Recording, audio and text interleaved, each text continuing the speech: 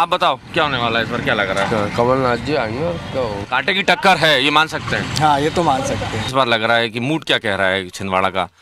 इस साल अपना जो बीजेपी है ना, वो जीत सकती है, उसके चांसेस ज्यादा है। ये जो चुनाव है ये केंद्र पे है और केंद्र के लिए दे रहा है अपन वोटिंग, तो हमको तो केंद्र को ही मजबूत करना है। राम मंदिर चुनाव में मुद्दा है आपके लिए? क्यों नहीं?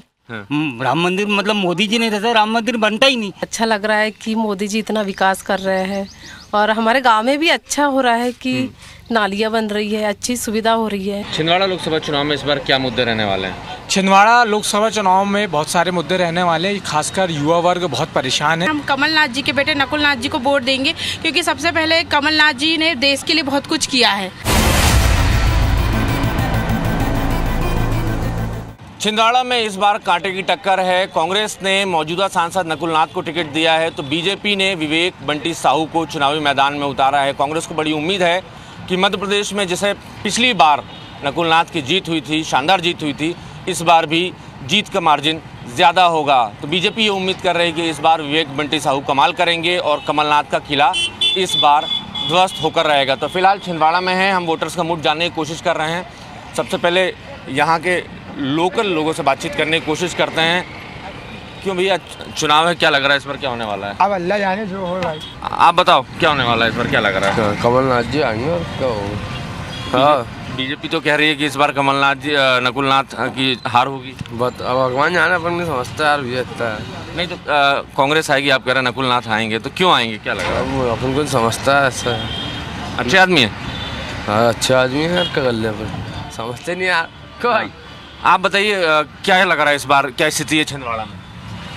कुछ भी नहीं बोल सकते यार साहब अपन तो।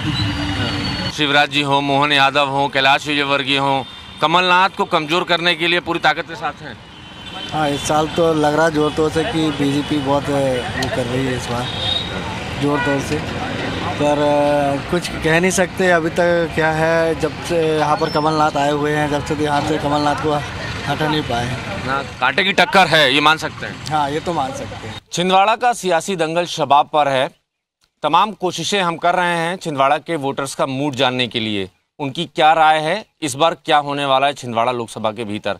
फिलहाल छिंदवाड़ा में हमने इससे पहले कुछ लोगों से बात करी है, अब हम तमाम लोगों से और बातचीत करेंगे और ये जानने की कोशिश करेंगे कि इस बार छिंदवाड़ा का मिजाज क्या है। आप देखिए तस्वीरों में मेरे साथ तमाम लोग हैं, सबसे बातचीत करेंगे और ये जानने की कोशिश करेंगे कि इस बार क्या बड़ा होने वाला है। बीजेपी की लीडरशिप पूरी ताकत के साथ छिंदवाड़ा में चुनाव प्रचार कर रही है और छिंदवाड़ा के कैंडिडेट विवेक साहू के लिए वोट मांग रही है। तो कांग्रेस से कमलनाथ अपने 44 वर्षों के रिश्ते का हवाला दे रहे हैं और ये कह रहे हैं कि छिंदवाड़ा के लोग मुझे धोखा नहीं देंगे, और ये भी दावा कर रहे हैं कि मध्य प्रदेश में भारतीय जनता पार्टी ने छिंदवाड़ा की पवित्र भूमि को रणभूमि बना दिया है। तो सबसे पहले शुरुआत तो इसी से करते हैं। क्या आप मानते हैं कि छिंदवाड़ा की पवित्र भूमि को भारतीय जनता पार्टी ने रणभूमि बना दिया है? रणभूमि क्या है भाई साहब, ये तो विकास है। हम काफ़ी वर्षों से देख रहे हैं। पहले विकास, हम पहले तो रोड की बात चलें, जैसे अगर यहाँ हम नागपुर जाते थे तो जैसे बॉर्डर गए, तो बॉर्डर से उधर से आए नागपुर से, तो जैसा लगता था जैसे मालूम पड़ता गड्ढे ही गड्ढे थे। और उधर जो नकते थे तो एकदम सोते हो। अभी ज़्यादा से ज़्यादा 2 घंटे में हम नागपुर पहुँच जा रहे हैं और आना जाना यानी 4 घंटे में हो जा रहा है। और हम मकानों की बात करना है, नहीं सड़क की बात आपने की, तो आप ये जो आप मुझे किस्सा बता रहे हैं ये किस ज़माने का है? ये तो अभी का है ना, आज से 10 साल के अंदर, 10-12 साल हो गए लगभग, जब उस समय कांग्रेस की सरकार थी। जब अपनी भाजपा की जो सरकार आई है तो यानी सड़क तो अभी मैं कन्याकुमारी तक गया था पिछले साल, और कन्याकुमारी से रामेश्वरम, तो सही में वापसी में आते मेरे ऐसा लगा कि सही में रोड बिल्कुल एकदम फर्स्ट क्लास रोड। और कमलनाथ जी तो सड़क परिवहन मंत्री रहे और ये दावा किया जाता रहा कांग्रेस की तरफ से कि कमलनाथ जी ने सड़कों का ऐसा जाल बिछाया है न सिर्फ देश में बल्कि छिंदवाड़ा में खासकर। देखो अब क्या है, कमलनाथ जी अब बड़े लोगों की ज़्यादा तुलना नहीं करना चाहिए। बाकी जो विकास की अपन देख रहे हैं, मेरा लगभग 55-56 साल की उम्र से यानी 40-45 साल का एक अनुभव के अंदर की बात बता रहे। चाहे हम गरीबों की जैसे मकानों की बात कह लें, और पहले हम सुने हैं बहुत, हम जब छोटे थे कि राजीव गांधी बोलते थे कि मैं 1 रुपये पहुंचाता हूं और यहाँ आके 15 पैसा मिलता है। पर यहाँ तो अभी हम देख रहे हैं, जैसे हम आज लाडली बहना का कह लें, चाहे हमारे रोजगार गारंटी में जो भी काम चल रहा है, अगर 10 रुपये डल रहा है खाते में तो सही में 10 रुपये उनको मिल रहा है। पर ये नहीं हो रहा बीच में कि भैया वो 10 रुपये डल रहा है तो 9 रुपये किसी को मिल रहा है। नहीं, ये बहुत सारी ये भी एक चुनावी मुद्दा हुआ कि भ्रष्टाचार पर भारतीय जनता पार्टी की जीरो टॉलरेंस है। आप क्या अनुभव कर रहे हैं इस बार इलेक्शन में क्या होने वाला है छिंदवाड़ा में? पूरी ताकत भारतीय जनता पार्टी ने कमलनाथ के किले को कमजोर करने में लगा रखी है। देखो, ये पहले से ही चल रहा है।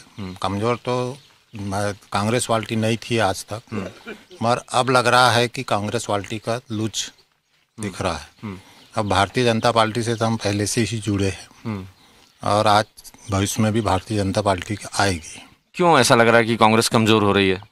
अब उनका विकास थोड़ा हटके लग रहा है, तो इसके लिए विकास कमजोर लग रहा है उनका।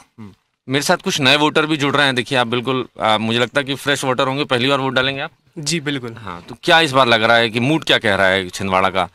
इस साल अपना जो बीजेपी है ना, वो जीत सकती है, उसके चांसेस ज़्यादा है। क्योंकि कमलनाथ जी के जो मुख्य आदमी थे दीपक सक्सेना जी, वो इस बार बीजेपी में शामिल हो गए। नहीं, ठीक है, ये चुनाव के समय दल बदल तो बहुत कॉमन बात है, होता रहता है, ये कोई नई बात नहीं है। बड़े बड़े लोग आते हैं और जाते हैं चुनाव।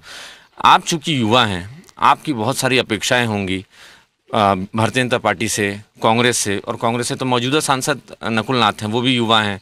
तो क्या 5 साल में उनका काम ठीक नहीं रहा? नहीं, बिल्कुल नहीं। कुछ काम ही नहीं हुआ यहाँ पे।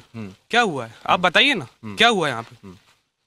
कमलनाथ जी कहते हैं कि बहुत सारे स्किल सेंटर्स खोले हुए हैं छिंदवाड़ा में, हमारे युवाओं को रोज़गार की तलाश करने के लिए दिल्ली मुंबई नहीं जाना पड़ता, यहीं पे युवाओं को रोज़गार मिल जाता है और हम इतना ट्रेन करके भेजते हैं कि वो दूसरे